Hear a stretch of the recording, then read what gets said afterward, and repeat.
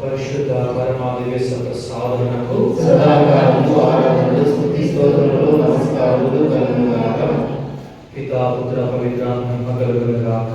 ఆదిలో కలిగినట్టు ఇప్పుడు ఎల్లప్పుడూ సదాకాలం నీకే స్తోత్రం కలుగుగాక. పరిశుద్ధ పరమాదివ్య సాధనకు సదాకాలము ఆరాధనలు స్తుతి స్తోత్రములు నమస్కారములు కలుగుగాక. పితా పుత్ర పవిత్రాత్మ కలుగుగాక. ఆదిలో కలిగినట్టు ఇప్పుడు ఎల్లప్పుడూ సదాకాలం నీకే స్తోత్రం కలుగుగాక. సర్వోన్నతుడ, సకల సృష్టికారుడు, సర్వశక్తిమంతుడైన ప్రభువా,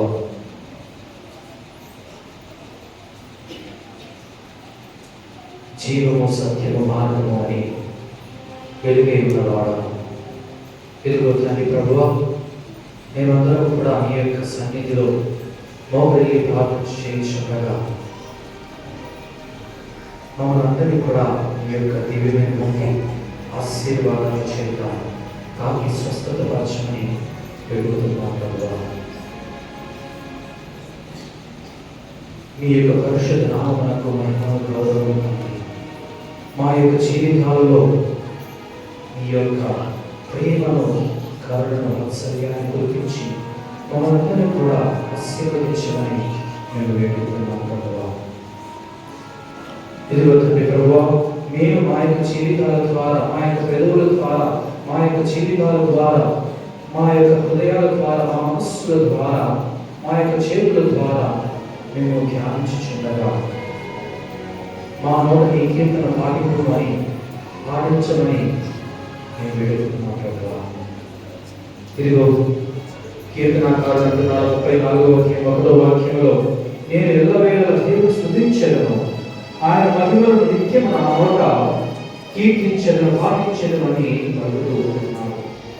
ఆయన వల్ల మేము కూడా ప్రభువా మా యొక్క నోటుల ద్వారా, మా యొక్క జీవితాల ద్వారా నిత్యము కూడా మీ యొక్క నామాన్ని చెల్లిస్తూ, మీ యొక్క పాటను, మీ యొక్క నామాన్ని గణపరుస్తూ జీవించడానికి మమ్మల్ని తగినటువంటి సమయాన్ని అనుగ్రహించమని మేము వేడుకుంటున్నాం ప్రభువా.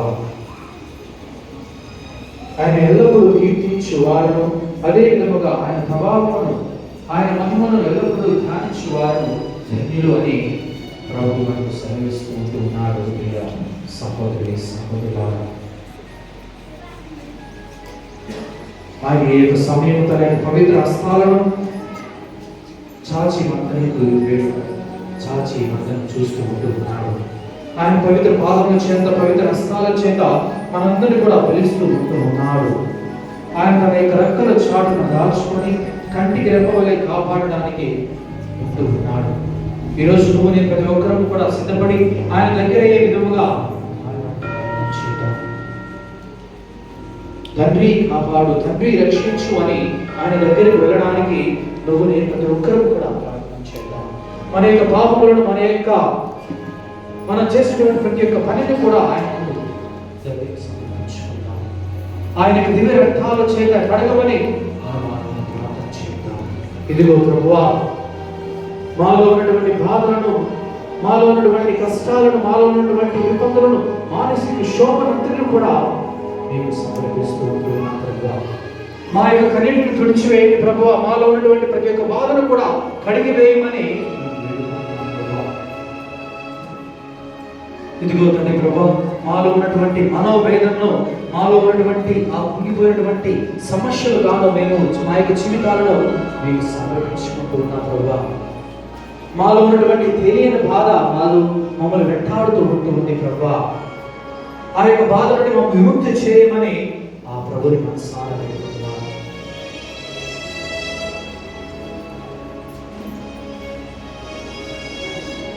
ఆ ప్రభుకి మన యొక్క సమస్యలన్నిటికీ కూడా ఎరిగించుకున్నాం. కన్నీటి ప్రార్థనతో, వేడుకోలతో ఆయనను ప్రార్థన చేద్దాం. ఏ విధంగా అయితే ఎలీషా ప్రార్థన చేశాడో, 3 గంటల ప్రార్థన చేశాడో, 3 సంవత్సరాల పాటు వర్షం కురిపించకుండా అటువంటి దేవుడిని మనందరం కూడా మోహని ప్రార్థన చేద్దాం. మన యొక్క కన్నీటి ప్రార్థన ద్వారా ఆయనను వేడుకుందాం. ఆయన యొక్క మన వీడుకోలను, మన యొక్క ప్రార్థనలను, మన యొక్క కష్టాలను, సమస్యలను అన్నిటిని కూడా ఆయనకు తెలియపరుస్తాం. ఏ విధంగా అయితే కన్నీటి ప్రార్థనకు ఎంత శక్తి ఉంటుందో, మోహరించినటువంటి ప్రార్థన అదే విధముగా మనం కూడా ప్రార్థన చేద్దాం. ఆ యొక్క ప్రార్థన ద్వారా మన యొక్క జీవితాలను మార్చుకునేందుకు మనం ప్రయత్నం చేద్దాం. ఆ దేవాది దేవుడు మన మధ్య దివ్య శరీర రక్తాల ద్వారా మన మధ్య ఉంటూ ఉన్నాడు. అప్పరూపంలో మన మధ్య ఉంటూ ఉన్నాడు. నిన్ను నన్ను ప్రతి ఒక్కరిని కూడా, నువ్వు చేసిన పనిని కూడా, నువ్వు పలికిన ప్రతి పలుకును కూడా, ఈ యొక్క కన్నీటిని కూడా ఆయన చూస్తూ ఉంటూ ఉన్నాడు. సమయంలో ఆ యొక్క కన్నీటిని ఆయన తుడిచివేయడానికి మన యొక్క 2 చేతులను చాచి ఉన్నాడు. ఆ యొక్క కన్నీటి ప్రార్థన ద్వారా మనము మనలో ఉన్నటువంటి బాధను, మనలో ఉన్నటువంటి సమస్యలను, మనలో ఉన్నటువంటి మానసిక క్షోభను ఆయనకు తెలియజేద్దాం. ఆయనను మనసారా వేడుకుందాం. ఏ విధంగా అయితే వ్యాధిగ్రస్తులతో బాధపడుతున్నటువంటి, రక్తస్రావంతో బాధపడుతున్నటువంటి స్త్రీని, ఆ స్త్రీ ఆయనను అంచును తాకిందో, మనం కూడా ఆయనను తాకి స్వస్థత పడడానికి మనలో ఉన్నటువంటి ఆ యొక్క పాపములను తండ్రి, మన యొక్క పాపములను అన్నింటినీ కూడా కడిగి వేయమని మన యొక్క పరమ వైద్యుడిని వేడుకుందాం. పరమ వైద్యుడా, మాలో ఉన్నటువంటి వ్యాధి బాధలను, మాలో ఉన్నటువంటి మానసిక క్షోభను అన్నింటినీ కూడా ప్రభువా మమ్మల్ని అందరినీ కూడా మార్చి నీకు నిజమైనటువంటి విడుదలగా మమ్మల్ని చేయమని ప్రార్థన చేశాం.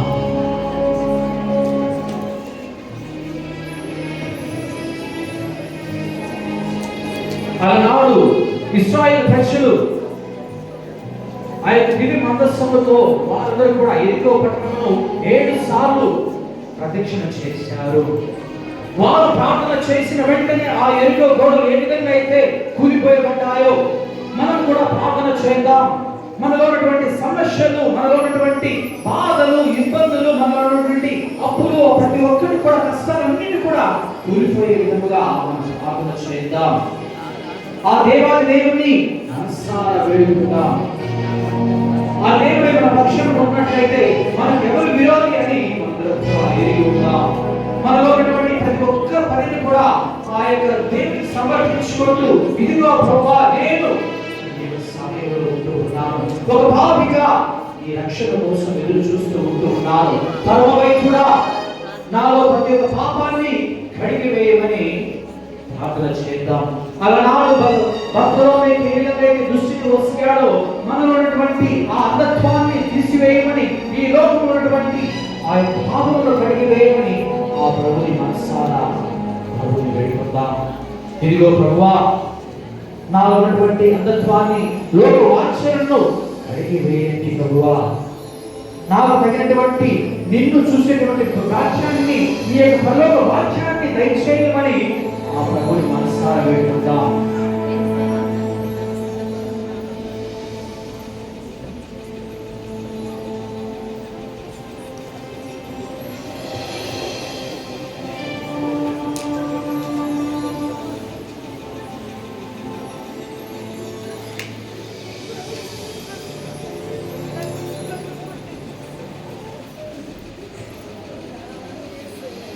అందరూ కలిసి కూర్చొని అందరం కూడా ఆ దేవాది దేవుని ఆరాధించడానికి ప్రార్థన చేద్దాం. అందరం కూడా ఒకసారి పైకి లేచి నిలబడదాం. పరిశుద్ధ నుంచి లూకా సువార్త నుంచి దేవుని యొక్క మాటలు చదువుకుందాం. ప్రభు మీతో ఉండుగాక. నీకు లూకా రాసిన పవిత్ర సువిశేషంలోని భాగము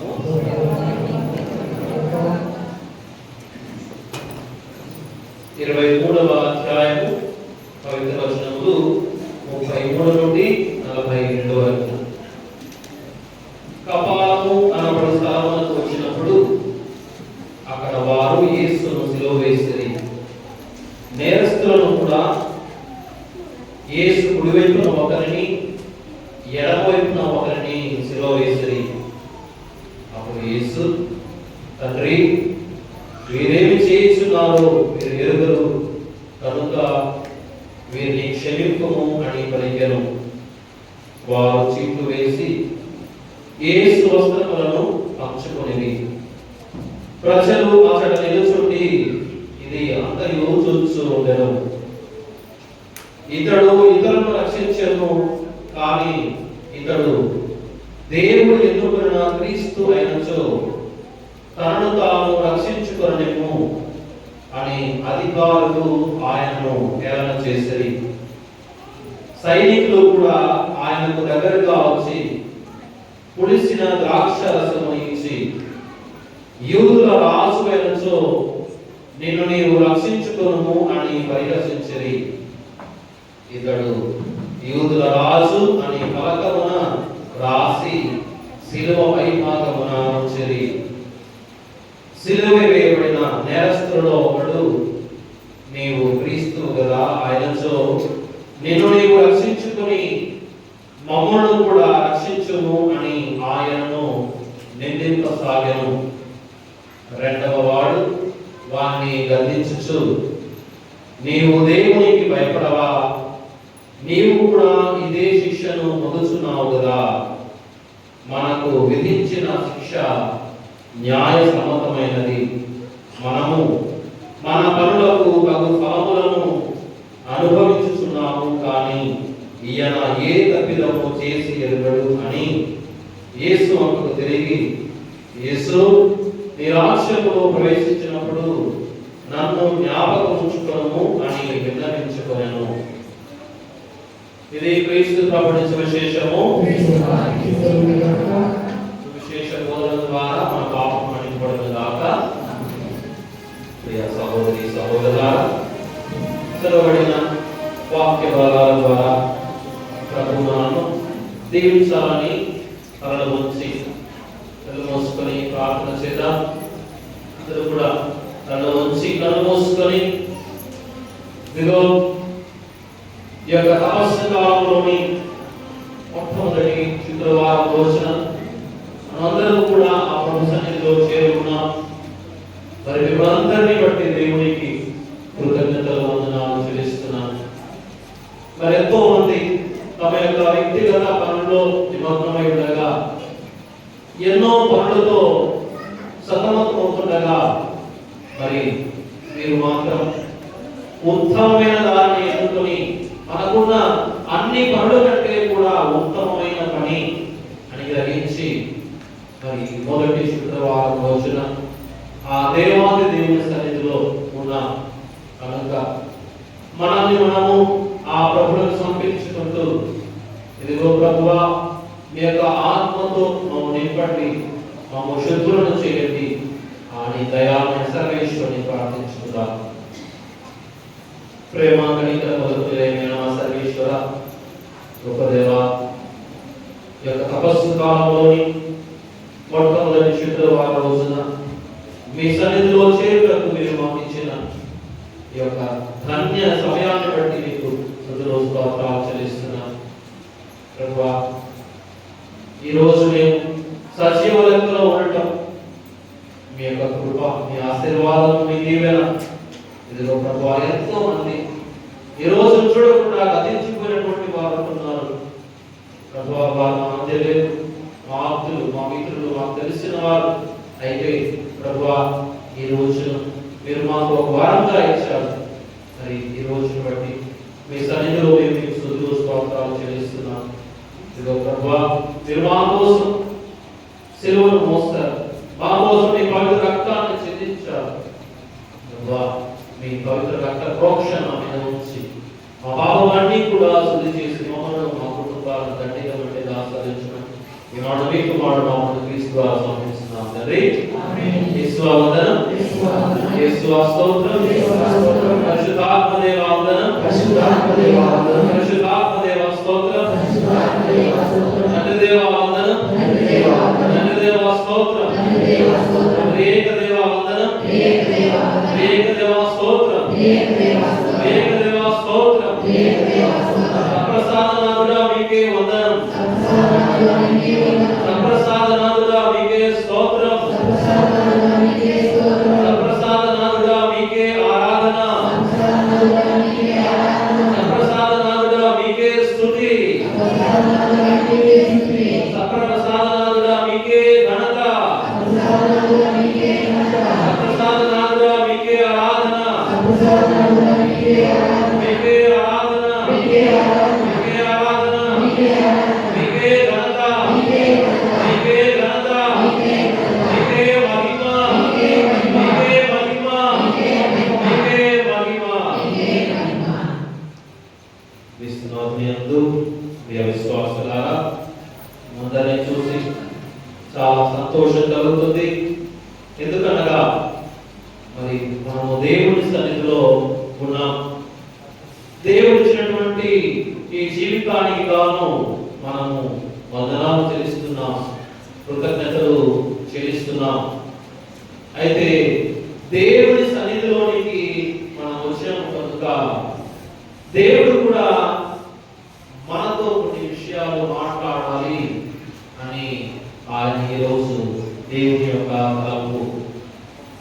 అందరం కూడా ఈ యొక్క తపస్సు కాలంలోని మొట్టమొదటి శుక్రవారంలో ఉన్నాం. ఈ బుధవారం నాడే ప్రవేశించాం. బుధవారం ప్రవేశిస్తా ఈరోజు శుక్రవారం నాడు. Praise the lord, praise the lord, praise the Lord. దేవుని సన్నిధిలో చేరే ఒక గొప్ప అవకాశాన్ని భగవంతుడు మనకు అనుగ్రహించాడు.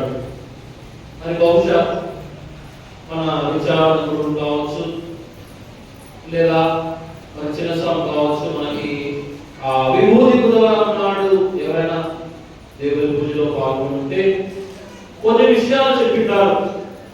ఈ యొక్క తపస్సు కాలంలో మనము చేయవలసినటువంటి కొన్ని ముఖ్య కార్యాలు ఉన్నాయి. ఏంటంటే అవి ఏమేమి కార్యాలు ఈ తపస్సు కాలంలో మనం చేయాలి? ప్రార్థన చేయాలి, ఉపవాసం చేయాలి, దాన ధర్మాలు చేయాలి. ఎన్ని రోజులు చేయాలా? 40 రోజులు. ఆ 40 రోజులు అయిపోయిన తర్వాత 40 రోజులు అయిపోయిన తర్వాత అవునా? ఇదేనా దేవుని యొక్క ఆలోచన? ఇదేనా దేవుడు మనకు బోధించేది? అయితే ఈ ఉపవాసము, ప్రార్థన, దాన ధర్మాలు, మంచి కార్యాలు, మంచి మనస్తత్వం, మంచి ప్రార్థన ఇవన్నీ కూడా మరి కేవలము తపస్కాలం వరకేనా? మనము ఆలోచించాలి. అదేవిధంగా మనం చాలా మంది ఉన్నాం. ఈ చాలా మందిలో కొంతమంది మాత్రమే వారు దీక్ష తీసుకున్నారు. వారి మనందరం కూడా చప్పట్లు కొట్టి అభినందిద్దాం. మనకంటే కూడా ఈ 40 రోజులు వారు ప్రత్యేకమైన ప్రార్థనలు, ఉపవాసాలు, మరి దేవుని సన్నిధిలో వారు ఉండటం ఆ దీక్ష ద్వారా వారు చేస్తారు. మంచిది, సంతోషం. మరి ఈ సంవత్సరం కాకుండా గత సంవత్సరాల్లో ఇంకొంతమంది యొక్క దీక్షను తీసుకొని ఉండవచ్చు. మంచిదే, దీక్ష తీసుకున్నారు కనుక మరి మంచిగా నిష్ఠగా ప్రార్థనలతో, ఉపవాసాలతో, మంచి ప్రవర్తనతో ఉంటారు. సంతోషమే. మరి ఈ 40 రోజులు దీక్షా కాలం అయిపోతుంది కదా. ఏమండి? 40 రోజులు అయిపోతుంది. అయిపోయిన తర్వాత వాళ్ళు ఏం చేయాలా? లాస్ట్ చివరి రోజు వాళ్ళు ఎక్కడైనా పుణ్యక్షేత్రానికి వెళ్తారు. గుండలో, లేకపోతే తిరుగుకోవడం, లేకపోతే ఇంకా మన ఆరోగ్యం మాతో, లేకపోతే లోటు మాతో, లేకపోతే ఇదే విచారంలో, లేకపోతే మిగతా పుణ్యక్షేత్రాలకు వారు వెళ్తారు. వెళ్ళిన తర్వాత ఏం చేస్తారు? ఎందుకు పెడతారు? దీక్షను విరమించేదానికి. దీక్షను విరమించేదానికి వెళ్తారు. మరి విరమించిన తర్వాత ఈ మైక్ బయటకు కూడా పోతుంది కదా, బయటికి కూడా పోతుంది. విరమించిన తర్వాత ఆ బట్టలు తీసేసి, ఆ జపమాలను తీసేసి, గుండు చేసుకునే వాళ్ళు గుండు చేసుకొని ఇంకొంతమంది ఆడిపోతారు, చక్కగా వహించకపోతారంట తాగేవాళ్ళు. ఎందుకు? 40 రోజుల పాటు అన్నిటికీ కూడా దూరంగా ఉన్నారు. అంతే కదా. ఈ 40 రోజుల దాహాన్ని ఏం చేయాలా? ఈ 40 రోజుల దాహాన్ని ఇట్లా గట్టి పట్టుకొని ఇంకొన్ని రోజులు, ఇంకొన్ని రోజులు, 10 రోజులు, 5 రోజులు, 2 రోజులు, లాస్ట్ అయిపోయా.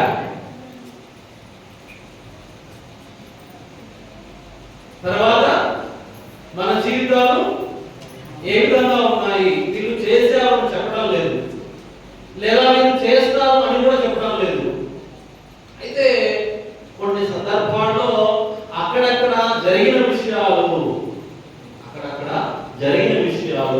మరి విచారణ గురువులుగా కొన్ని విచారణలో మరి పనిచేశాం. అదే విధంగా మరి క్రైస్తవులుగా, మరి విశ్వాసులుగా కొన్ని విషయాలు తెలుసు. మరి ఇలాంటి దానినైనా మన దేవుడు కోరుకునేది.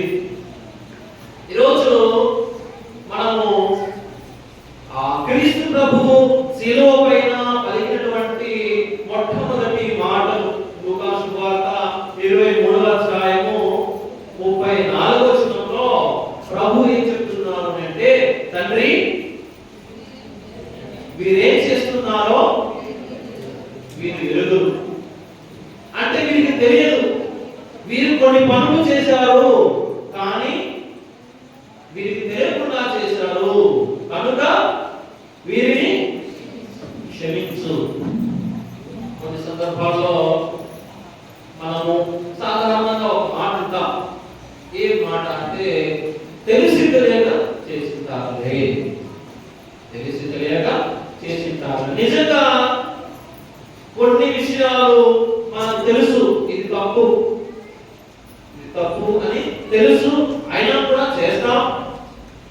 కొన్ని సందర్భాల్లో బహుశా తెలియదు, మనం తెలియదు. మనం ఏదైనా ఈ ఎలక్ట్రికల్ పని చేస్తుంటాం. మరి నేను ఆలోని ఆ ప్రాంతంలో పనిచేశాను.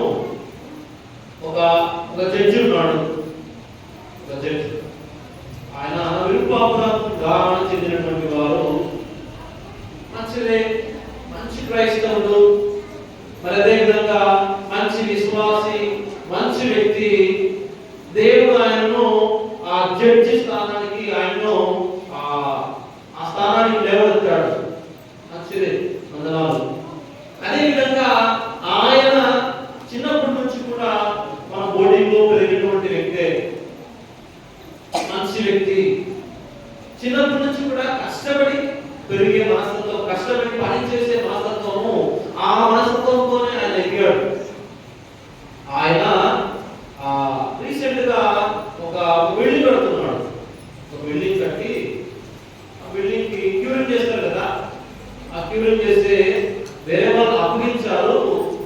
ఏదో ఆయన క్యూరింగ్ చేసి ఆయన రాలేదని ఒక రోజు పట్టేదానికి వెళ్ళి ఏదో మోటార్లో చిన్న ఏదో సవరణ ఉంటే ఆ వైర్ మీద చెక్ చేస్తా షాక్ చనిపోయాడు. కొన్ని సందర్భాల్లో మనం చేసే కొన్ని పనులు మనకు తెలియదు, తెలిసి కూడా చేస్తాము, కొన్ని తెలియక కూడా చేస్తాము. చాలా సందర్భాల్లో మనకు కొన్ని విషయాలు తెలియక వేరే వాళ్ళు సవరించినప్పుడు తప్ప అయ్యో నాకు తెలియలేదు, తెలియకుండా పని చేస్తానే అని మనము నెత్తిలో కొట్టుకుంటాం. మనకు అన్ని తెలియాలా అన్న రూలేం లేదు. అందరికీ అన్ని తెలియదు. నేనైనా, నువ్వైనా, చదువుకున్న వాళ్ళైనా, లేకపోతే ఏ ఉద్యోగాలు చేసినా చేయకపోయినా అవన్నీ పక్కన పెడితే మనం మానవ స్వభావం, హ్యూమన్లీ స్పీకింగ్, కొన్ని విషయాలు మనకు తెలియకపోవచ్చు. అయితే క్రీస్తు ప్రభువు మరి వీరిని బట్టి, ప్రభువా వీరేం చేస్తున్నారో వీరికి తెలియదు కనుక వీరిని క్షమించము. ఏ సందర్భంలో క్రీస్తు ఈ మాట అంటున్నాడండి, దేవా వీరిని క్షమించని? ఏ సందర్భంలో అంటున్నాడు? యేసు ప్రభువు శిలువ మీద ఉన్నారు. శిలువ మీద ఉంటూ ఆయనను శిలువ కొట్టారు. శిలువ మార్గంలో ఎన్నో గంటల పాటు ఆయన ఈడ్చుకొని వెళ్ళారు. శిలువను మోసారు, కొరడాలతో కొట్టారు, రక్తం కార్చారు, ఎన్నెన్నో చేశారు. అది కాదని మరి వేపులు కొట్టి మొత్తం పైకి వెళ్ళారు. శిలువను పైకి వెళ్ళినప్పుడు ఆ సందర్భంలో ఆయన పలికే మాట, అదే సందర్భము మనకు వచ్చినప్పుడు, ఏదన్నా మనకు బాధ కలిగినప్పుడు, నష్టం కలిగినప్పుడు, నీ ఇల్లు పాడుగాను, నీ వంశం పాడుగాను, నువ్వు నాశనం అయిపోను, ఇది మాకు ఎట్లా చేసావు, శాపనార్థాలు పెట్టమా? ఏమంటే ఇది పెడతారు, లేదు కానీ వేరే పెట్టచ్చు అంటారు కదా. వంశం నాశనం అంటారు కదా. అంటే మనకు చిన్న క్షణం వరకు ఇక మనకు ఓపిక లేనప్పుడు,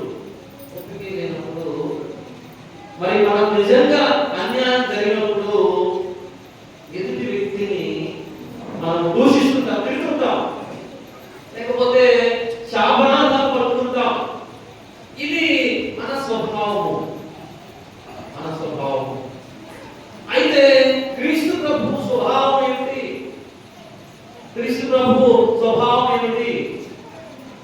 మరి పునీత గ్రెగరీ గారు ఈ విషయాలను ధ్యానం చేస్తూ ఏం చెప్తున్నారు అని అంటే, మరి యాబేలు గ్రంథము 2వ అధ్యాయము 12వ వచనం. యాబేలు గ్రంథము 2వ అధ్యాయము 12వ వచనంలో ఎవరైనా చదవగలరా?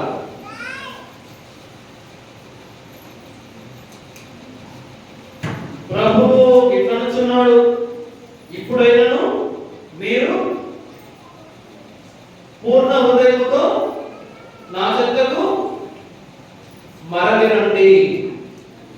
ఏంటంటే, ఇప్పుడైనను మీరు పూర్ణ హృదయముతో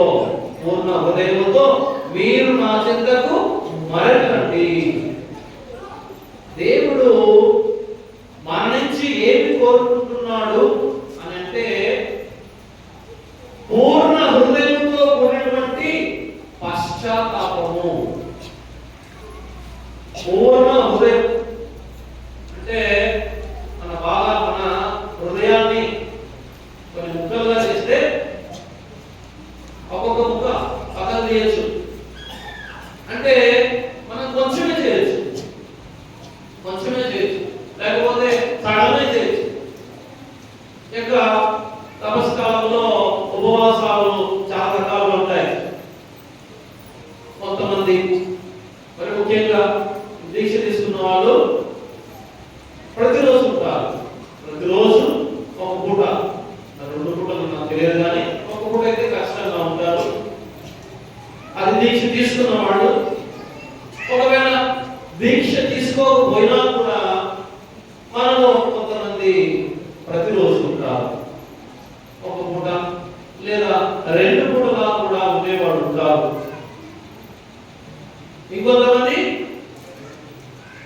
ఇంకొంతమంది ఎప్పుడు మనం తెలుసుకోవచ్చిన ప్రకారము ఎప్పుడెప్పుడు ఉపవాసం ఉండాలా? శుక్రవారం కనుక ఒక రోజే కదా చెప్పింది, లేకపోతే తెలుసుకోమని చెప్పింది. విభూతి బుధవారం రోజున, శుక్రవారం రోజున, అట్లా ఇంకా పెద్ద శుక్రవారం రోజున ఉండాలి. మిగతా రోజుల్లో చెప్పలేదు కదా అని కొన్ని రోజులు ఉంటే బాగుంటారు. అదేవిధంగా ఇంకొంతమంది మరి ముఖ్యంగా తపస్కాలంలో మాంసం, మన నోరు మాంసానికి అలవాటు పడింది. ముక్క లేనిదే ముద్ద దిగదు. కొంతమంది తపస్కాలంలో అస్సలు ముట్టరు. అది వారి నిష్ట, వారి నియమం. ఇంకొంతమంది శుక్రవారాల రోజుల్లో మాత్రమే తినరు, మిగతా రోజులు తింటారు. ఇంకొంతమంది మొదటిగా చెప్పిన విధంగా విభూతి గురువారం, పెద్ద శుక్రవారం, ఇవన్నీ నియమాలు. అయితే మన భక్తి ఈ నియమాలకు అతీతంగా తపస్కాలు కనుక ఈ తపస్కాలం అంతా ఈ నియమాలు మనము పాటించాలి అన్న వ్యక్తిగతంగా. అదేవిధంగా గురువులో ఉద్దేశంలో పెద్దవాళ్ళు చెప్తుంటారు. కేవలము ఏదో తెలుసుకోవచ్చిన ప్రకారము ఆ చెప్పిన మాత్రమే కాదు, మన యొక్క ఆచరణ, మన యొక్క భక్తి విశ్వాసాలు ఏ విధంగా ఉన్నాయి అంటే ఈ తపస్కాలం అంతా కూడా మనము ఈ ఉపవాసము, ప్రార్థన ఇవన్నీ కూడా చేయాలి అన్న చాలా మంది ఉన్నారు. కనుక రకరకాలుగా ఉన్నారు. మరి ఈ రకరకాలుగా ఉన్న విధంగా మన హృదయాలలో పూర్ణ హృదయం రకరకాలు చెప్పాను. అదేవిధంగా దేవుడు మన నుంచి ఏమి కోరుతున్నాడు అని అంటే, పూర్ణ హృదయంతో మీరు నా చెంతకు తిరిగి రండి.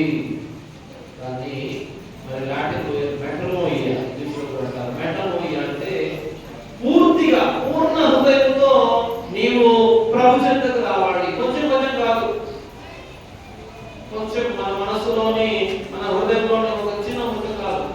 ఉత్సాహం కాదు. పూర్ణ హృదయంతో మీరు నా చెంతకు తిరిగి రండి. మన జీవితము కంప్లీట్ గా మరి ఆ మార్పు చెందడం, ఈ మార్పు అందరి చేత కాదండి. ఈ మార్పు అందరి చేత కాదు. ఈ మార్పు కొందరిలో మాత్రమే, కొందరిలో మాత్రమే. అయితే ఈ పూర్ణ హృదయంతో కూడినటువంటి మార్పును మరి మనము ఎవరిలో చూస్తాము అంటే మరి ముఖ్యంగా తెలుగులో పౌలు గారిలో చూస్తాం. ఈ యొక్క పౌలు గారు మనందరికీ కూడా సుపరిచితుడే. మరి అపోస్తలుల చర్యలు 9వ అధ్యాయము మొదటి వచనం నుంచి చివరి వరకు కూడా మనం చదివినప్పుడు పౌలు గారు ఆయన జీవితంలో ఎదుర్కొన్నటువంటి ఆ దేవుడితో ఆయన ఎదుర్కొన్నటువంటి సంఘటనలు ఆయన వివరిస్తాడు. అపోస్తలుల చర్యలు 1 నుంచి 3 వరకు చదువుతున్నాం కదా.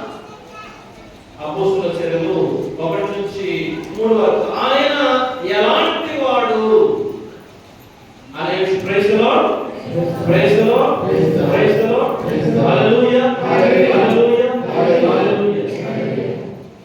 కానీ ప్రభు శిష్యులను చెప్పవాలని సౌలు వారిని బెదిరించుచు దౌర్జన్యము చేయుటను అతడు ప్రధానార్చుని వద్దకు వెళ్ళి ఇంకొక ప్రభు మార్గమును అవలంబించుతున్న పురుషులు స్త్రీలు ఎవరు దొరికినను వారిని పట్టుకొని యేరుషలేముకు చేర్చుకొని దమస్కులోని యూదుల ప్రార్థనా మందిరమున ఆయన ఏం చేశారు అంటే క్రీస్తును వ్యతిరేకించడం మాత్రమే కాదు, క్రీస్తు ప్రభు యొక్క సువార్తను వ్యతిరేకించడం మాత్రమే కాదు, క్రీస్తు ప్రభువును ఎవరైతే అనుసరిస్తున్నారో, క్రీస్తు ప్రభువును మాత్రమే కాదు, క్రీస్తు ప్రభువును ఎవరైతే అనుసరిస్తున్నారో ఈ దమస్కు ప్రాంతం అనేది అప్పుడు ఒక పెద్ద వ్యాపార కేంద్రం, పెద్ద టౌన్ మాదిరి. మరి అక్కడ ముఖ్యంగా ఈ యూద మతస్థులు అక్కడ చాలా మంది ఉంటారు. పెద్ద వ్యాపార కేంద్రం కనుక ఈ ప్రాంతంలో ఈ యూద జాతి వారు యూదులు చాలా మంది ఉంటారు కనుక ఆ యొక్క ప్రాంతాన్ని ఆయన అనుకుంటున్నాడు. ఇదిగో అక్కడ చాలా మంది క్రీస్తు ప్రభువుని అనుసరించే వాళ్ళు ఉన్నారు, క్రైస్తవులు ఉన్నారు కనుక అక్కడికి వెళితే చాలా మందిని హింసించవచ్చు. అలాంటి ఆలోచన కలిగినటువంటి వాడు. అదేవిధంగా అలాంటి ఆలోచనలతో వెళ్ళినటువంటి వ్యక్తి ఎప్పుడైతే ఆయన క్రీస్తు ప్రభు యొక్క వెలుగును చూశాడో, క్రీస్తు ప్రభు యొక్క స్వరాన్ని విన్నాడో, అంతటితో ఆయన జీవితము పూర్తిగా మారిపోయింది. ఇక ఆయన ఎన్నటికీ కూడా ఆయన పాత జీవితానికి వెళ్ళలేదు. అదే అపోస్తలుల చర్యలు 9వ అధ్యాయమే 20-21 వచనాలు చదవండి. అతడు సరాసరి ప్రార్థనా మందిరంకు వెళ్ళి యేసు దేవుని కుమారుడు అని బోధింప మొదలుపెట్టాను. అది విన్న వారందరూ అబద్ధపడుచు ఈ నామమును ఉచ్చరించు వారందరినీ యెరూషలేములో చెప్పించుచున్న వాడు ఇతడే కదా. Praise the lord, praise the lord, praise the lord, praise the Lord. వీరు ఆయన ఎప్పుడైతే క్రీస్తు ప్రభు ఆ దర్శనాన్ని చూశారో, ఆ వెలుగును చూశారో, ఆయన స్వరాన్ని విన్నారో, తనను తాను ఆ దేవునికి పూర్తిగా అంకితం చేసుకున్నారు.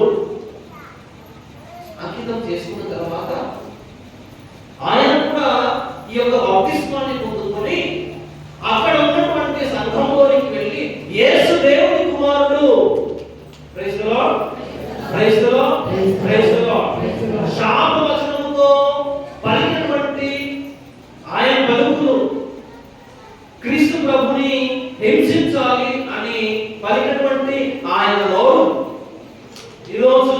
ఈయన దేవుని కుమారుడు అని చెప్పగానే వాళ్ళందరూ కూడా భయపడ్డారు.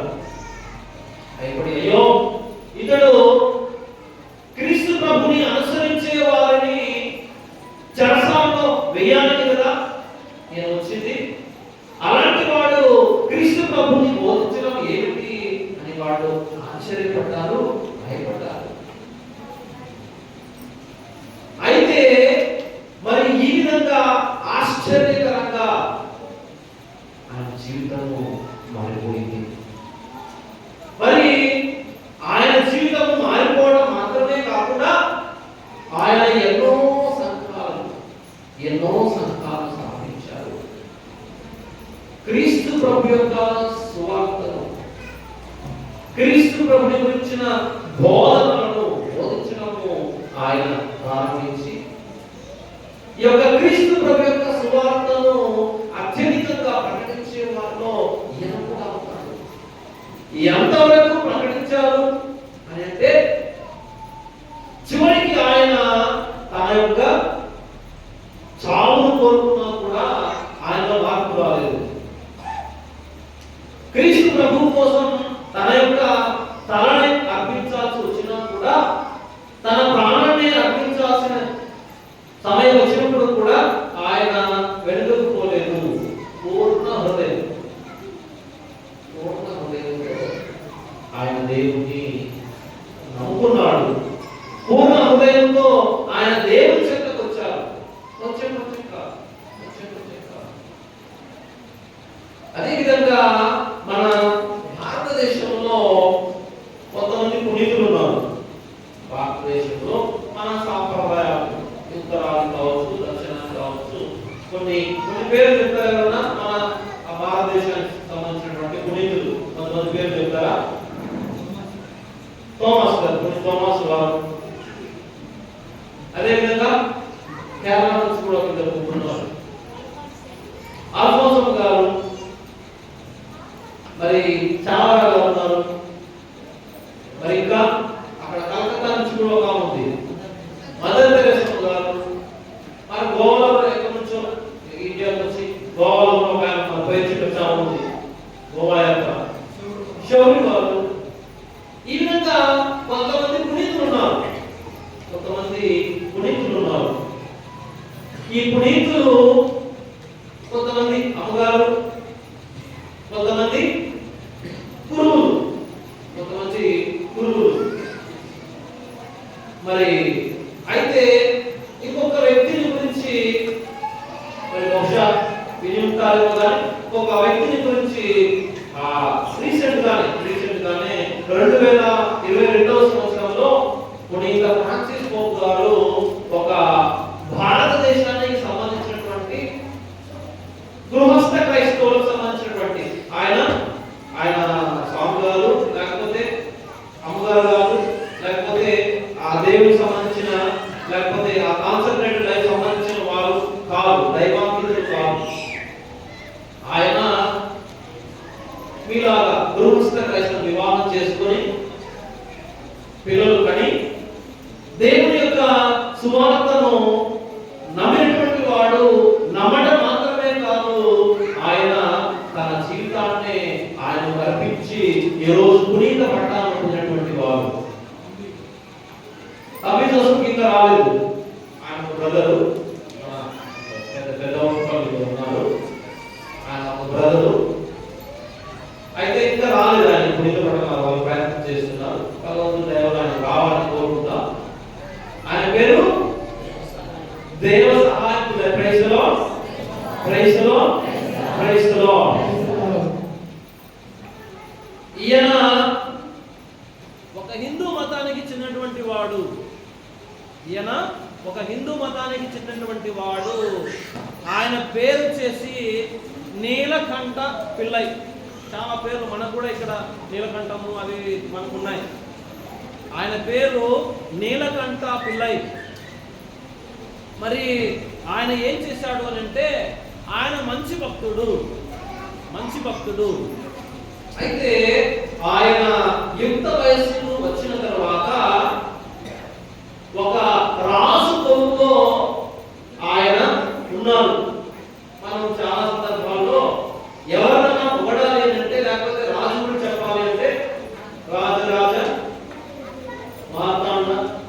ఇవన్నీ అంటారా కొన్ని అహో అహో అహో అని బిరుదు చెప్తా ఉంటారు.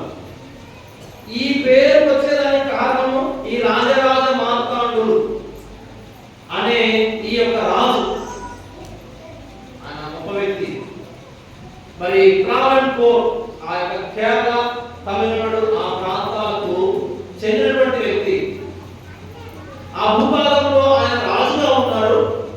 ఈ రాజు యొక్క కొలువులో ఈ నీలకంఠ పిల్లై అనే ఆయన పనిచేస్తున్నారు.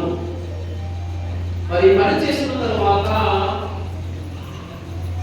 ఈ డచ్ వారి యొక్క ఆగమనము, ఆ ఈస్ట్ ఇండియా కంపెనీ వారు యొక్క భారతదేశానికి అప్పట్లో వస్తున్నారు వ్యాపార నిమిత్తము.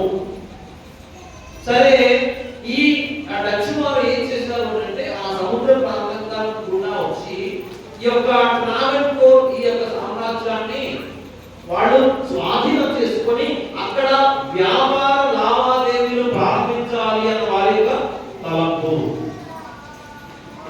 మరి వారు ఏం చేశారు అంటే ఈ రాజుతోటి వాళ్ళు యుద్ధం చేశారు. అయితే దురదృష్టవశాత్తు వాళ్ళు ఓడిపోయారు. వాళ్ళు ఓడిపోయిన తర్వాత మరి ఓడిపోయిన కొంతమందిని చంపేశారు. కొంతమందిని వారి సైన్యంలో ఉన్నటువంటి వారిని ఈ యొక్క రాజు దగ్గరికి బందీలుగా తీసుకొని వచ్చారు. మరి బందీలుగా తీసుకొని వచ్చినప్పుడు వాళ్ళ దగ్గర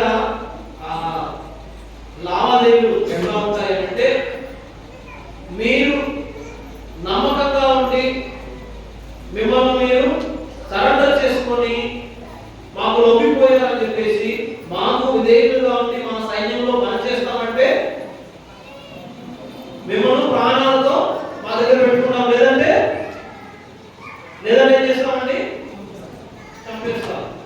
అప్పట్లో ఆ విధంగానే ఉండేది.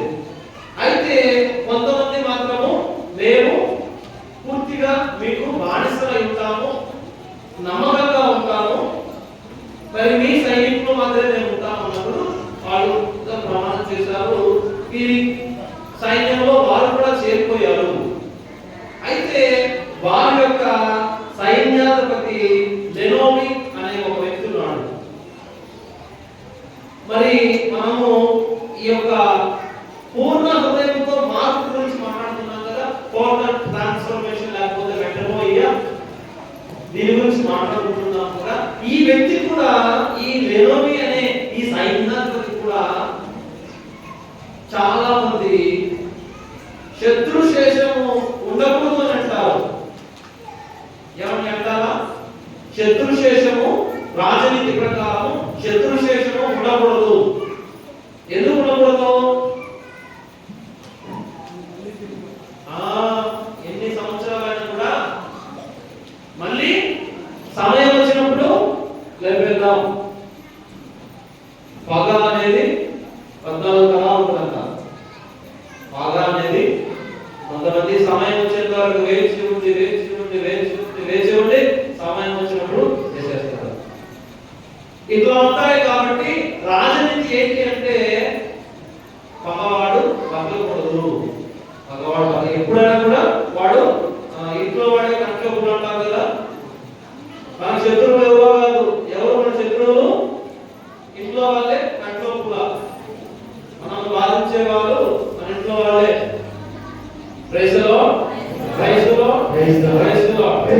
ఈ వ్యక్తి శత్రు సైన్యానికి సంబంధించిన వాడైనా కూడా ఆయన మాట ఇచ్చాడు, నేను నీకు విధేయుడుగా ఉంటాను జీవితాంతము. అయితే ఈ లెనోమి అనే వ్యక్తి విధేయుడుగా ఉండటం మాత్రమే కాకుండా రాజు సైన్యాధిపతిగా ఉంటూ వారిలో భాగంగా ఉంటూ ఆయన నమ్మకాన్ని పొందడం మాత్రమే కాదు, ఈయన ద్వారా ఈ లెనోమి అనే ఆ డచ్ సైన్యాధిపతి ద్వారా ఈ రాజరాజ మార్తాండ ఆ చుట్టుపక్కల ఉండే రాజ్యాలను ఈయన యొక్క ప్రోత్సాహంతో, ఈయన యొక్క నైపుణ్యంతో చాలా రాజ్యాలు ఆయన ఇంకా సంపాదించాడు. అంత నమ్మకంగా ఆయన ఉన్నాడు. అయితే ఈ లెనోమి అనే వ్యక్తి ఒక క్రైస్తవుడు.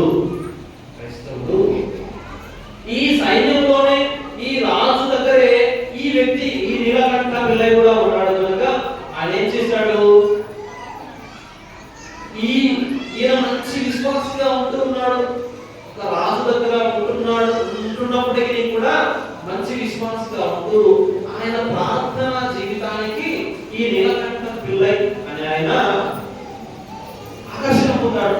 అయ్యో ఈయన ప్రత్యేకమైన వ్యక్తిగా ఉంటున్నాడే, ఈ దీక్షలో ఉన్నారు కదా, ఈ దీక్షలో ఉన్న వాళ్ళని మన ఎక్కడైనా బస్సులో కానీ ఎక్కడైనా వెళ్ళినప్పుడు వీళ్ళు మనలాగా మామూలు కాకుండా ప్రత్యేకమైన విధాలు వాళ్ళు ఉన్నారు. లేకపోతే అమ్మగారు ఎప్పుడన్నా ప్రయాణం కొన్నిసార్లు వెహికల్ కాకుండా బస్సు వెళ్తుంటారు, వాళ్ళ బస్సులో వెళ్తుంటారు. అట్లాంటప్పుడు వాళ్ళు చూసి వీళ్ళు ప్రత్యేకమైన వారు అని వాళ్ళు గ్రహిస్తారు. అలాగా వీళ్ళు లేరు. ఒక ప్రత్యేకమైన వేషధారణ, ఒక ప్రత్యేకమైన ఆహారం, లేకపోతే ఒక ప్రత్యేకమైన శిక్షణ వారికి ఉంటుంది అని వారిని చూడగానే కొంతమందిని మరి వాళ్ళు గ్రహిస్తారు. ఈ విధంగా ఈ యొక్క నీలకంఠ పిల్లలు కూడా ఈయనలో ఆ ప్రత్యేకతను గమనించి చిన్నగా ఆయన దగ్గరయ్యాడు. మంచి మనసు దగ్గర ఉంటారు. ఏ గూడి పక్షులు ఆ గూడి అంటారు కదా. మన ఫ్రెండ్స్ చూడండి, మన మంచోళ్ళు తోడవుతారు. ఇంకా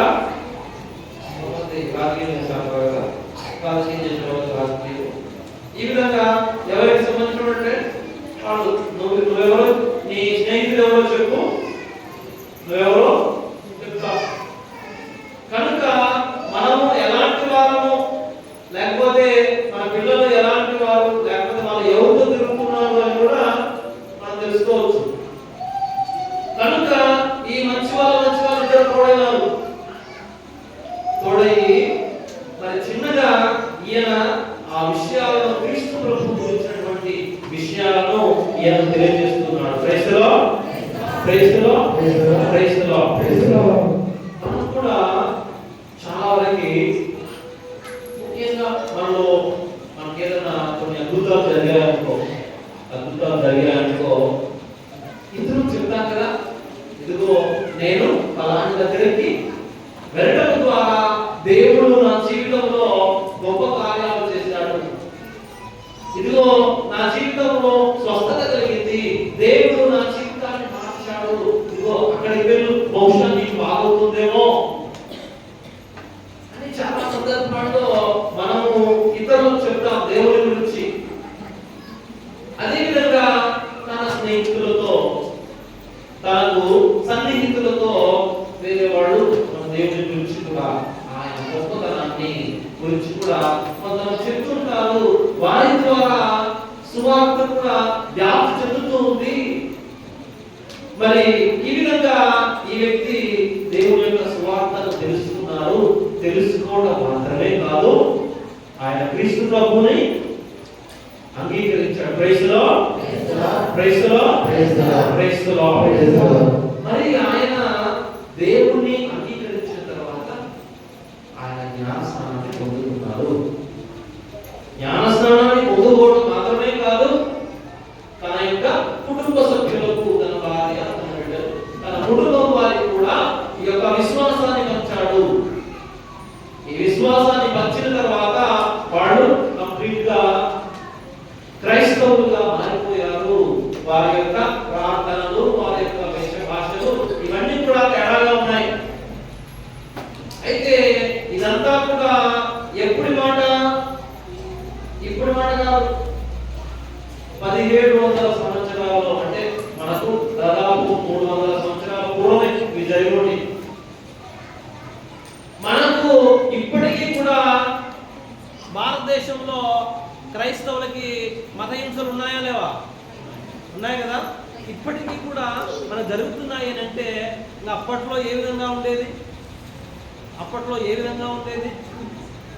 కనుక మరి అక్కడ ఉన్నటువంటి పెద్దలు, హిందూ మత నాయకులు ఏం చేశారు అని అంటే, ఇదిగో ఈయన మన విశ్వాసాన్ని కాదని ఎవరో అన్య దేవుణ్ణి నమ్ముకున్నారు, నమ్ముకోవడం మాత్రమే కాదు ఆయన దేవుని గురించి చెప్తున్నారు అని చెప్పి ఆయన్ను వెలివేస్తున్నారు. ఆ హిందూ మత నాయకులందరూ కూడా ఈయనను వెలివేసినారు. మరి వెలివేసిన తర్వాత ఈయన అప్పుడైనా కూడా మర్యాదగా ఉంటున్నాడా అంటే అట్లా కూడా కాదు. ఆయన ఇంకా దేవుణ్ణి స్తుతిస్తున్నాడు. స్తుతించడం మాత్రమే కాదు, ఆయన ద్వారా కొన్ని అద్భుతాలు జరుగుతున్నాయి. Praise the lord, praise the lord, praise the lord. ఆయన ద్వారా కొన్ని అద్భుతాలు జరుగుతున్నాయి. మరి అట్లాంటి సమయంలో వాళ్ళు ఏం నిర్ణయం చేశారంటే వీన్ని ఇట్లే వదిలిపెడితే కుదరదు, ఇట్లే వదిలిపెడితే కుదరదు. ఏం చేయాలా? ఏం చేయాలండి? ఏం చేస్తే సరిపోతుంది? యేసుప్రభు కూడా అంతే కదా, ఈయనను ఇట్లే వదిలిపెడితే మన జాతిని, మన దేశాన్ని ఆ రోమా వచ్చి నాశనం చేశారు కనుక ఒక వ్యక్తి మరణిస్తే మన కోసం పోనీలే వీడవుతారు అని ఆ రోజు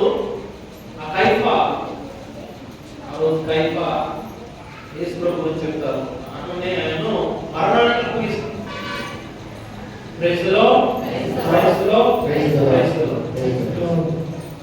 ఈ విధంగా మరి ఏం చేశారు అంటే ఈయనను ఈ విధంగా వదిలిపెడితే సరిపోదు కాబట్టి ఈయనను మరణ శిక్ష విధించాలి అని చెప్పేసి ఆయన్ను దున్నపోతు మీద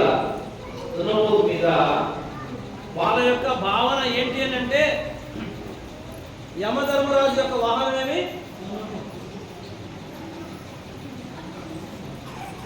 దున్నపోతు. కాబట్టి వాడిని చంపాలి అంటే దున్నపోతు మీద ఊరేగించి చంపాలా.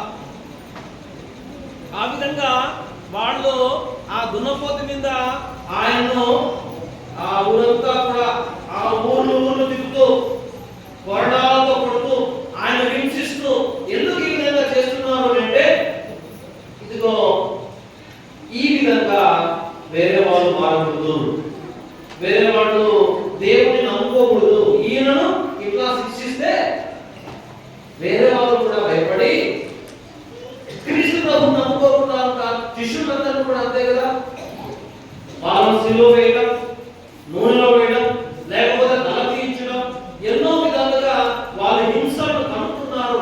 ఎందుకు అని అంటే వీరిని చూసి అయినా కూడా ఈ మార్పు ఆగుతుందేమని. ఈ మార్పు ఆగేదేనా అండి? ఈ మార్పు ఆగేదేనా?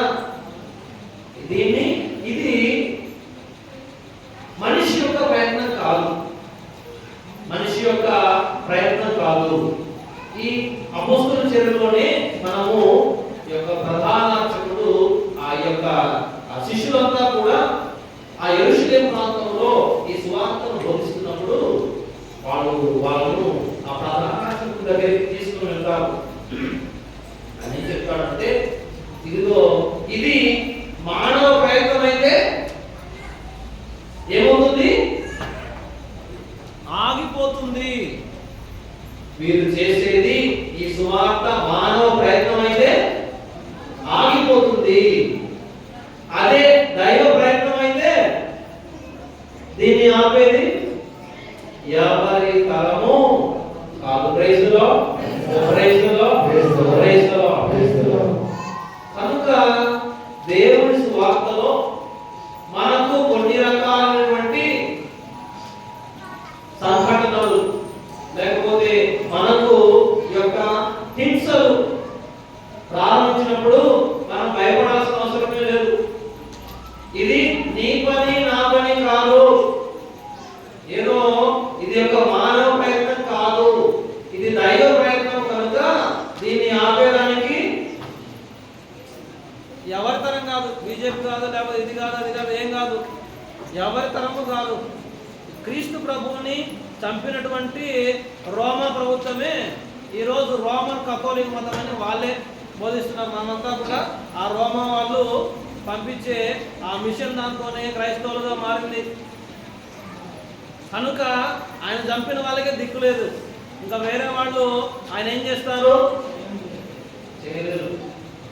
ఇది మన ప్రయత్నం కాదు, మన ప్రయత్నం కాదు. కనుక ఇది దేవుని ప్రయత్నం కనుక దీన్ని ఆపేదానికి ఎవరి తరము కూడా కాదు. అదే విధంగా ఒకవేళ నీవు ఆ విధంగా చేస్తే దేవునికి వ్యతిరేకంగా నీవు చేసిన వాడు అవుతావు అని ఆ పెద్ద మనిషి ఆలోచిస్తారు. మరి ఆ విధంగా ఈయనను ఈ విధంగా ఆ ఊరేగిస్తూ తీసుకుని వెళితే చూసేవారు కూడా ఈ విధంగా క్రీస్తు ప్రభువుని నమ్ముకుంటారు.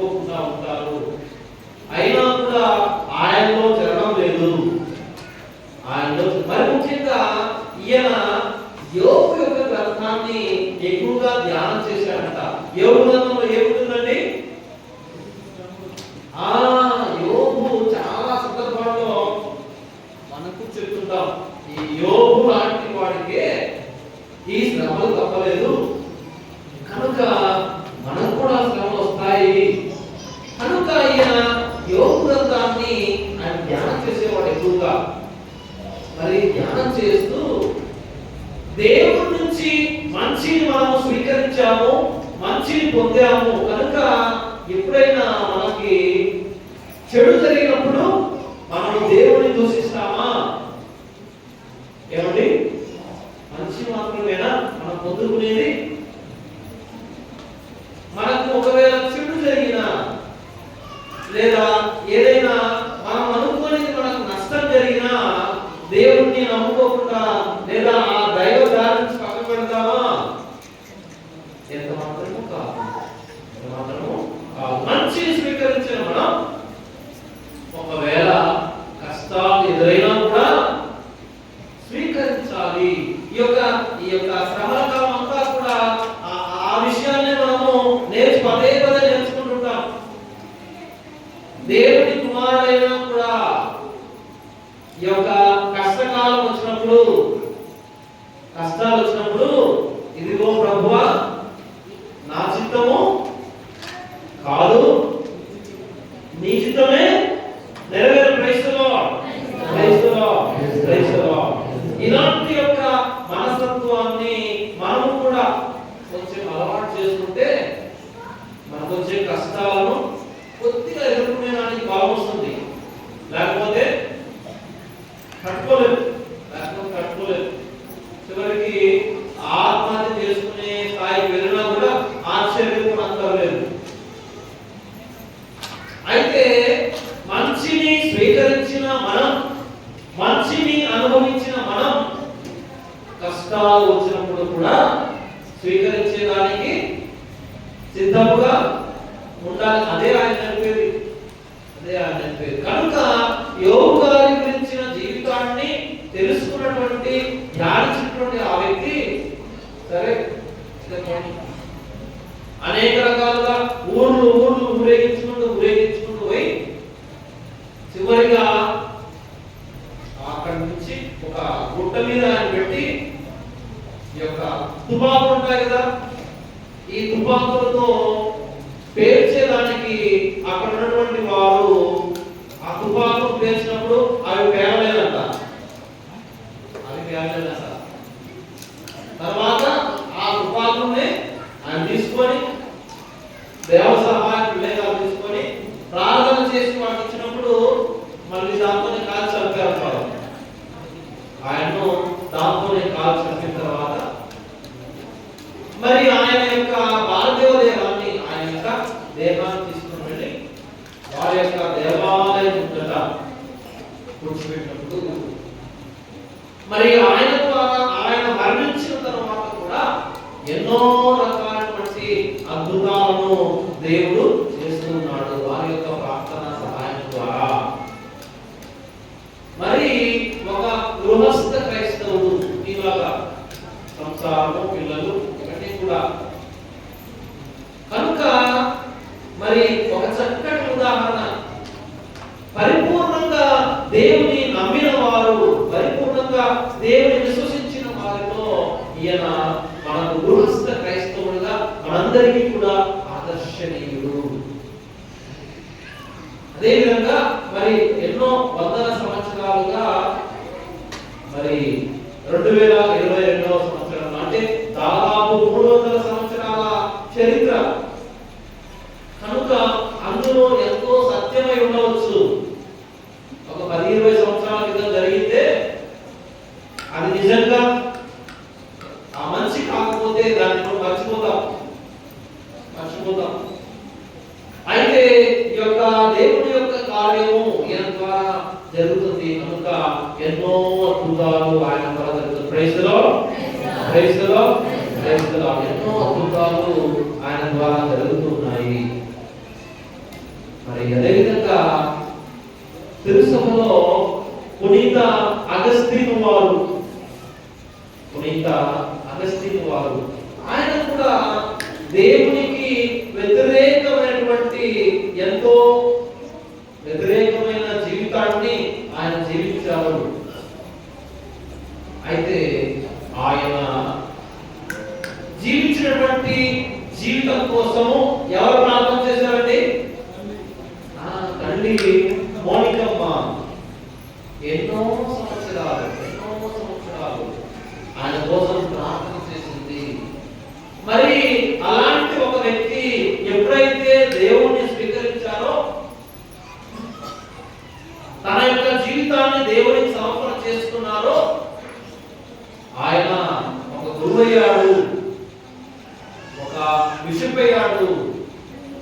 పునీతుడయ్యాడు, వేద శాస్త్ర పారంగతుడయ్యాడు.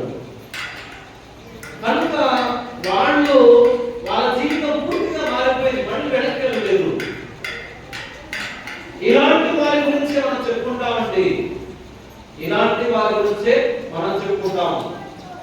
మరి పుడతా భక్తి అంటారు కదా, పుడతా భక్తి, అట్లాంటి వాళ్ళు నీ గురించి నా గురించి చెప్పుకోరు. ఎందుకు? మనలో ఏం పెద్ద మార్పు లేదు మన జీవితాల్లో. చూసుకున్నంతరాలు ఉంటారు కదా, చూసుకున్నంతరాలు పుడతా భక్తి వీటన్నిటికీ ఏం రావు, మనలో అద్భుతాలు జరగవు, ఏం జరగవు. ఏదో ఉన్నాము, తిన్నాము, అనుకున్నాము, ఒక రోజు అయిపోయింది, మన రోజు వచ్చింది. ఇంతే. మనలాంటి వాళ్ళ మార్పేం రాదు, మనలాంటి వాళ్ళ గురించి మాట్లాడుతూ. అయితే మరి నేను మొదలుగా చెప్పాను కదా, దీక్షలో 40 రోజులు వాళ్ళు దిగారు. ఈ 40 రోజులు అయిపోయిన తర్వాత, లేకపోతే మనం కూడా ఈ 40 రోజులు తపస్కాలంలో అదే భక్తి మిగతా రోజుల్లో ఎప్పుడు లేనటువంటి భక్తి, 40 రోజులు అయిపోతానే అయిపోయింది. తర్వాత ప్రార్థన పోయా, సహధర్మాలు పోయా, ఉపవాసం అసలుకే పోయా. ఇట్లానే ఉంటే మనలో ఏ మార్పు కూడా ఉండదు, ఏ మార్పు కూడా ఉండదు. అయితే దేవుడు మన ద్వారా కోరుకునేది, నీవు పూర్ణ హృదయంతో నా చెంతకు మరలిరా, పూర్ణ హృదయంతో నా చెంతకు మరలిరా. ఎవరైతే ఈ యొక్క పూర్తిగా మారాలని అనుకుంటారో అది వాళ్ళకి మోక్ష సాధ్యమవుతుంది. మనలో చాలా మందికి ఎన్నో సంవత్సరాలుగా ఒక జీవిత విధానం ఉంటుంది. అయితే అది మనకు సంతృప్తికరంగా చాలా సందర్భాల్లో లేకుండా పోవచ్చు. మనలో ఏదో నేను మారాలైతే నేను చేసేది బాగలేదు, లేకపోతే ఈ వ్యవహారం బాగలేదు, నాలో మారితే బాగుంటుందేమో అని అనుకుంటారు, కానీ మారలేదు.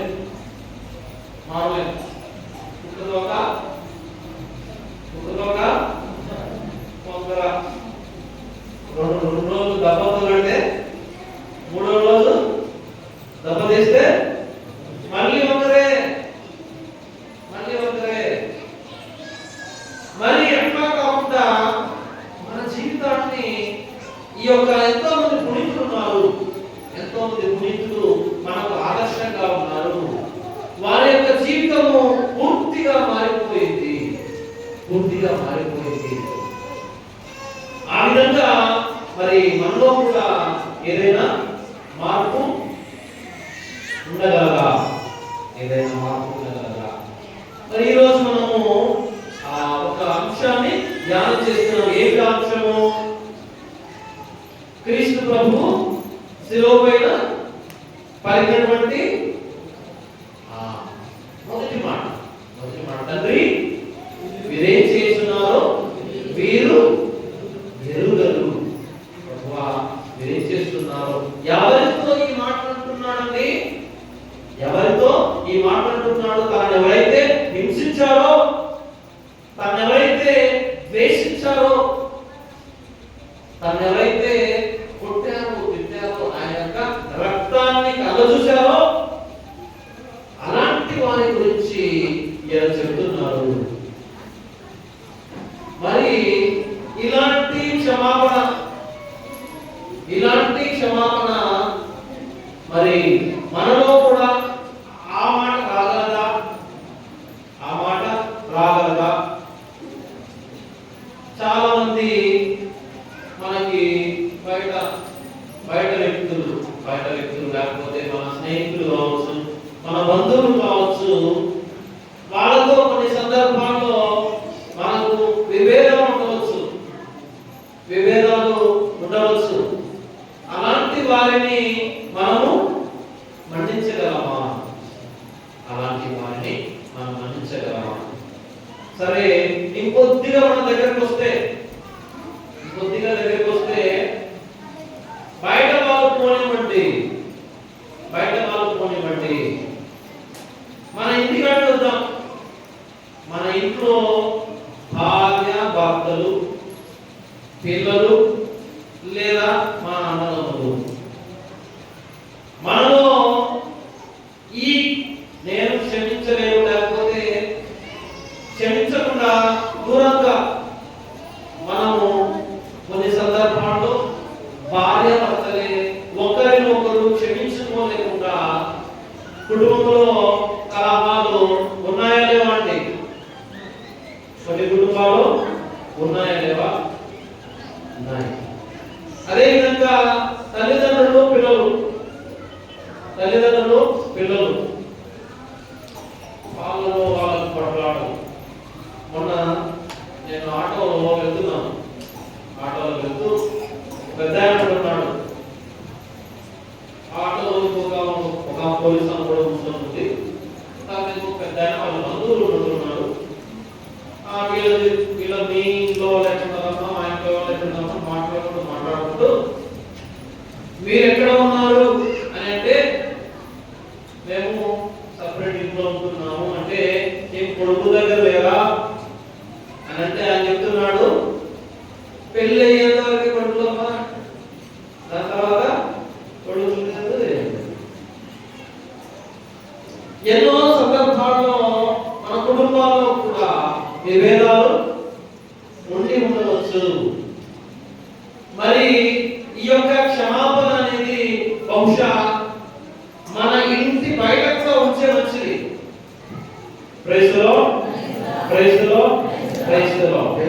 ఈ క్షమాపణ అనేది మన బయట వ్యక్తులకు మనము ఇవ్వగలిగితే మంచిదే. ఒకవేళ అంతటి మంచి మనసు లేనప్పటికీ ఇంకా మనకి ఇంట్లోకి వద్దాం. ఇంట్లో భార్య భర్తలు, అన్నదమ్ములు, తల్లిదండ్రులు, పిల్లలు, వీరి దగ్గర ఈ మనస్తత్వం ఉండగలిగితే మన కుటుంబాలు బాగుంటాయి కదా. భార్య భర్తలు కొట్లాడుకొని ఎడవడం వెళ్ళాలనుకోండి, ఏదో తమ తప్పు తెలుసుకుని క్షమాపణ చెప్పుకొని మళ్ళీ కలిసి జీవిస్తే వారి జీవితం ఆనందంగా ఉంటుందా? ఉంటుంది కదా. అదేవిధంగా అన్నదమ్ములు, చాలా మంది అన్నదమ్ముల మధ్య కూడా ఆస్తి గొడవ కావచ్చు, లేకపోతే ఇంకో గొడవ కావచ్చు. అయితే మనకు పట్టుదల ఎక్కువ, పౌరుషం ఎక్కువ. ఏమండి? పట్టుదల ఎక్కువ,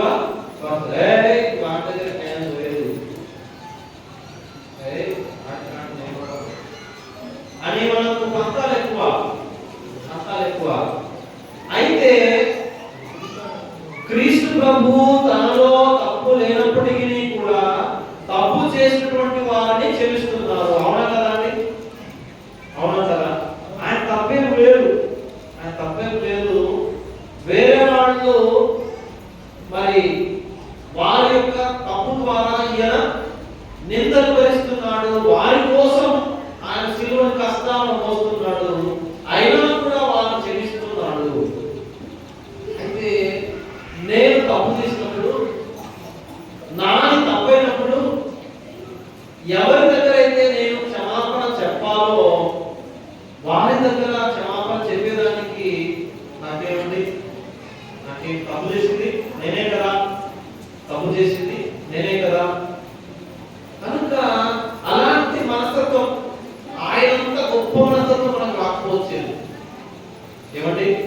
యేసులో అంత గొప్ప మనస్తత్వము మనకు రాకపోవచ్చు. మన శత్రువులను మన్నించే అంత మనసు మనకు లేకపోవచ్చు. అయితే మన ఇంట్లో వారిని మన్నిస్తే మనకు మంచే కదా. కనుక ప్రియ సహోదరి సహోదరులా, ఈరోజు దేవుడు మన నుంచి ఏం కోరుకుంటున్నాడు అంటే, మీరు పూర్ణ హృదయంతో నా చెంతకు మరలేదంటారు. పూర్ణ హృదయంతో. ఎంతో మంది ఈ యొక్క పునీతుల జీవితాలను మనం చూసాం. ఎంతో మంది పునీతుల జీవితాలను మనం చూసాం. మరి ఈ పునీతులు వారి యొక్క పూర్వ జీవితానికి మళ్ళా వెళ్ళలేదు. ఆ యొక్క పూర్వ జీవితానికి మళ్ళా వెళ్ళలేదు. వాళ్ళ యొక్క జీవితము ఒకసారి మారిన తర్వాత పౌలు గారు ఇదిగో ఈ యొక్క క్రైస్తవుని హింసించాము, అయితే ఆ ప్రభు యొక్క దర్శనాన్ని నేను పొందుకున్నాను అని ఎప్పుడైతే ఆయన ఒక నిర్ణయం తీసుకున్నాడో ఇక జీవితాంతం కూడా ఆయన యొక్క జీవితాన్ని క్రీస్తు మార్పు చెందిన జీవితంగా పునీత అగస్టిన్ వారు కావచ్చు, పునీత మరి దేవస్థానానికి వెళ్ళాలి కావచ్చు, లేకపోతే మరి ఈ యొక్క యోహాను శుభవార్త మరి 11వ ఆ వాక్యంలో మరి ఒక ఆయన వాళ్ళ దగ్గర ఒక స్త్రీతో మాట్లాడతారు. ఆమె జీవితం కావచ్చు, జక్కయ్య జీవితం కావచ్చు, ఇంకా ఎన్నో వ్యక్తుల యొక్క జీవితాల్లో వాళ్ళు పూర్తిగా మారిపోయారు. ఏమండి, మనలో చాలా మంది 40 సంవత్సరాలు 50 సంవత్సరాలు పెద్దవాళ్ళు ఉండొచ్చు. మరి ఇన్ని సంవత్సరాల జీవితాన్ని జీవించేటువంటి మనలో మిగతా సగం బతుకు సగం పోయింది కదా, సగం బతుకు సంగం అయిపోయింది కదా, కొంతమంది సగం బతుకు పోయింది. ఇంకొంచెం ఉంది కదా, దేవుడు మనకి ఇంకా బ్రతికే ఆ యొక్క అవకాశాన్ని ఇచ్చాడు. ఆ అవకాశాన్ని ఏదన్నా ఒక మంచి విధంగా మనం జీవించగలమా? మనము జీవించగలమా? ఇన్ని రోజులు ఒక జీవితం చూశాం కదా, ఆ జీవితము నీకు సంతృప్తికరంగా ఉందా? నీ కుటుంబం వాళ్ళు మరి ఆ జీవితాన్ని చూసి నీ బ్రతికే దీపావళి నువ్వు ఒక మనిషివేనా? చాలా సందర్భాలు అంటామండి, నీదో బతికేనా, నువ్వు మనిషివేనా? నువ్వు బతుకుతున్నావు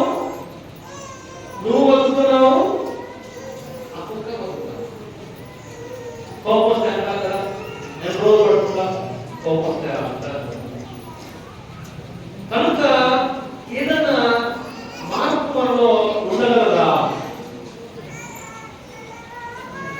మారితే ఆ బ్రతికి ఏ విధంగా ఉంటుందో కూడా చూస్తే ఎంత బాగుంటుందో కదా. ఈ మార్పు ఎంతో మంది జీవితాల్లో మనం చూసినటువంటి ఈ మార్పులో మరి మన జీవితాల్లో కూడా ఈ మార్పు ఉంటే ఎంత బాగుంటుందో, కనుక దేవుడు ఇలాంటి ఒక మార్పును ఏదో ఈ 40 రోజులు దీక్ష తీసుకున్నాం, ఉపవాసం ఉన్నాం, ప్రార్థన చేసినాం, లేకపోతే మనం కూడా ఈ 40 రోజులు తపస్కారం ప్రార్థనని గురికాడమని మరి ముఖ్యంగా తపస్కారం అనేది గుర్తొచ్చింది. మిగతా రోజుల్లో ఇంతమంది మీరు వస్తారా? నాకు గుర్తొచ్చింది. మీరు చాలా మాట్లాడతా ఒక విషయం సబ్ కాన్షియస్ లో నాకుంది, నేను చెప్పాలని చెప్పడం లేదు, కానీ మాటలో ఒక మాట నా మైండ్ లో ఉంది. మిగతా రోజుల్లో వస్తారా ఎంతమంది? కదా. కాబట్టి నమస్కారానికి ఏదో ఉంది, నమస్కారంలో ఏదో ఉంది మ్యాజిక్. అయితే కేవలం నమస్కారంలో మాత్రమే కాదు. ఏమండి, మన గుడి నమస్కారం గుడి మాత్రమే కాదు, మిగతా నమస్కారం అయిపోయిన తర్వాత కూడా మన భక్తి కృత్యాలు ఉండాలి, అవసరం అండి. ఏమండి, గమనించండి, కొంతమంది గొప్ప వ్యక్తుల జీవితాల్లో ఏ విధంగా ఉంటాయంటే వాళ్ళకి ఒక టైం టేబుల్ ఉంటుంది. ఈ రోజులో ఇక్కడ నుంచి ఈ టైం నేను ఇచ్చేయాలా, ఈ టైం ఇచ్చేయాలా, ఈ టైం ఇచ్చేయాలి, ఈ టైం ఇచ్చేయాలా అని ఆ విధంగా ఒక పద్ధతి క్రమంలో ఒక పద్ధతి ప్రకారం ఒక టైం టేబుల్ పెట్టుకొని చేసినటువంటి వారి యొక్క జీవితం. అదేవిధంగా ఒక రోజు ప్రారంభిస్తే నిద్రపోయే వారికి ఏం చేయాలో తెలియదు, ఎక్కడ గడపాలో తెలియదు. మొబైల్ చూస్తానంటే చూస్తా ఉంటాం, లేకపోతే టీవీ చూస్తానంటే చూస్తా ఉంటాం,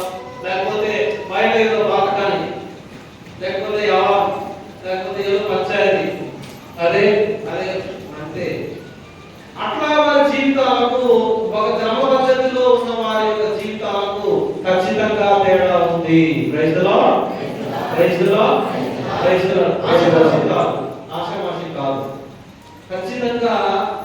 అందుకనే మనకు తెలుసు ఏం చెప్తుందంటే దేవుని పూజ ప్రతిరోజు, దేవుని పూజ ప్రతిరోజు, ఈ వాక్యం యొక్క ధ్యానం ప్రతిరోజు. ఈ విధంగా మన విశ్వాస జీవితాన్ని ఇది ప్రతిరోజు కంటిన్యూషన్. ఏదో ఒక రోజు కాదు, రెండు రోజులు కాదు, బహుశా ప్రతిరోజు రావాలంటే మీకు సాధ్యము కాకపోవచ్చు. కాకపోతే మన జీవితాలలో, మన ఇంటి దగ్గర కావచ్చు, మన ఉన్న దగ్గర కావచ్చు, ఈ క్రమబద్ధీకరణ జీవితం ఉంటే మన జీవితంలో చాలా అద్భుతాలు మీరు చూస్తారు. ప్రయత్నం చేయండి. ఒక క్రమపద్ధతిలో ఉన్నటువంటి జీవితం ద్వారా చాలా మంది పిల్లలు, కొంతమంది పరీక్ష ఉన్నారు కదా, కొంతమంది పరీక్షలు పిల్లలు, చాలా మంది యూత్ ఉంటున్నారు. మరి వాళ్ళ యొక్క సాధన ఏ విధంగా ఉంటుందంటే, సరే నేనే నా విషయం చెప్తాను. నాకు కీబోర్డ్ నేర్చుకోవాలని ఆశ చాలా ఉంది. వాళ్ళు కీబోర్డ్ వాంచే వాళ్ళని చూసి నాకు చాలా సంతోషపడుతుంది. వీళ్ళు వేస్తారు, అదేవిధంగా కొంతమంది అమ్మగారు వేస్తారు, కొంతమంది సాంప్రదాయం వేస్తారు. వాళ్ళ కీబోర్డ్ వేసే వాళ్ళని చూసి నాకు చాలా సంతోషం. ఎందుకు? మ్యూజిక్ బాగుంటుంది. అయితే నా దగ్గర కూడా కీబోర్డ్ ఉంది.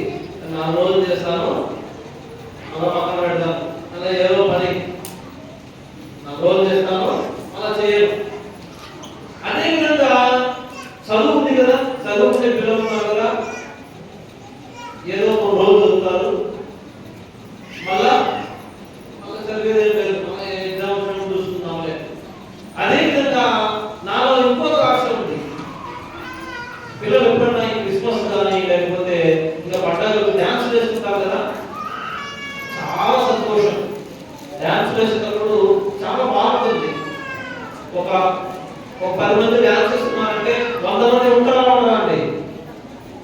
100 మంది చాలా సంతోషం కదా, వాళ్ళు మంచిగా డ్యాన్స్ చేస్తుంటారు. నాకు కూడా డ్యాన్స్ చేయాలని ఆశ. సెమినార్లో ప్రయత్నం చేశాను. నా రోజు నేర్చుకున్నాను చెప్పడాలి. అదేవిధంగా చదివే పిల్లలు ఉంటారు కదా, పెద్దవాళ్ళు ఉన్నారు కదా, కాబట్టి బహుశా సాధ్యమైన మీ పిల్లలు చెప్పండి. చదివే వాళ్ళు ఉన్నారు కదా, ఏదో ఒక రోజు ఒప్పుకొని ఒక గంట జరిగి మిగతా గంట ఈ టీవీ వెంట లేకపోతే ఆ పాటగా లేకపోతే ఆ గేమ్స్ ఉందా, ఆ గేమ్స్ ఉందా, తర్వాత వ్యాయామం ఉండాలా, ఆటలు ఉండాలి, అన్నీ ఉండాలి. అట్లా ఏదో కొద్దిసేపు అయితే నాకు రాదు. అదేవిధంగా మ్యూజిక్ నేర్చుకోవాలన్న నాలో తపన ప్రతిరోజు చేస్తూ వస్తుందా? మీరు చెప్పండి, మ్యూజిక్ చేసుకుంటారా? ప్రతిరోజు స్నానం చేసి వస్తారా? ఖచ్చితంగా వస్తుంది. అలాంటి సాధన నేను ప్రతిరోజు చేయగలిగితే వేరే దారే లేదు, అది వచ్చి తీరుతుంది అంతే. అయితే నాలో కావాల్సింది ఏంటి? పూర్ణ హృదయంతో నేను ఆ తలంపు కోరుకోవాలా. కనుక ఇలాంటి సాధన, పరిపూర్ణ సాధన, పరిపూర్ణ హృదయ మార్పు, లేకపోతే మెట్రోనోయియా, పూర్ణ హృదయంతో, కొంచెం కాదు పూర్ణ హృదయంతో నేను ఎప్పుడైతే చేయగలనో ఏదైనా సాధ్యం. మీరు ప్రయత్నించండి, వస్తుందో రాదో చూడండి. ఏమండి మీ పిల్లలు చెప్పండి, లేకపోతే మీరు కూడా ఏదైనా సాధనలో ఉంటే ప్రయత్నం చేసి వస్తుందో రాదో చూద్దాం. ప్రయత్నం చేయండి. కనుక దేవుడు మనకి కాపాడుతారు, లేకపోతే కొంచెం కాదు, పూర్ణ హృదయంతో దేవుని విశ్వసించాలనేది దేవుని యొక్క కోరిక. మరి అలాంటి కోరిక దేవుడికి కనుక అది మన జీవితంలో కూడా సాధ్యమవుతుంది. కనుక ఈ మాటను మనము దేవుని యొక్క సందేశంగా తీసుకొని మన జీవితాల్లో మార్పు, మన జీవితాల్లో ఎంతో మంది పునీతుల జీవితాల్లో మార్పు నింది. కనుక మన జీవితాల్లో కూడా మార్పు ఖచ్చితంగా ఉంటుంది. మనం నమ్మితే, మనం విశ్వసిస్తే, ఆ సాధన చేస్తే, ఆ పూర్ణ సాధన సహోదరి సహోదరులారా, మరి ఈ విన్నటువంటి ఈ మాటల ద్వారా దేవుడు మనం మంచి చేయాలని నేను తలస్తున్నాను. మరి కనుక మరి మనము ఈ యొక్క దేవుడు ఆరాధనలో ఉన్నంత చెట్లను మూసుకొని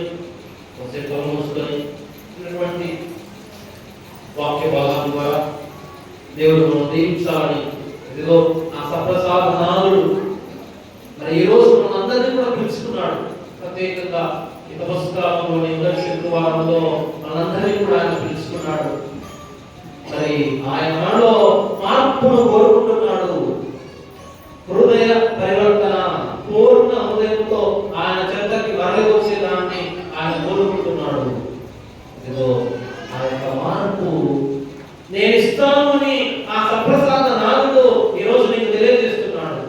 అయితే ప్రభువా నాకు దయచేయి అని నేను అనుకున్నాను. మరి నా యొక్క పూర్ణ మనసుతో ఆయన ఎదుట మరి నేను సాష్టాంగ నమస్కారం చేసి, ఇదిగో ప్రభువా నీ చిత్తమే నా జీవితంలో నెరవేరును కాక అని నేను చెప్పగలనా? ఆ దేవుని యొక్క ఆలోచన, ఆ దేవుని యొక్క నిర్ణయము, ఆ దేవుని యొక్క తలంపు మన జీవితాల్లో, మన బిడ్డల జీవితాల్లో, మన కుటుంబాల్లో, మన సంఘాల్లో ఉండాలని మనం కూడా కోరుకుంటూ శిరమును వంచుంది ప్రసాదనాలు యొక్క దేవుడు పొందుకుందాం.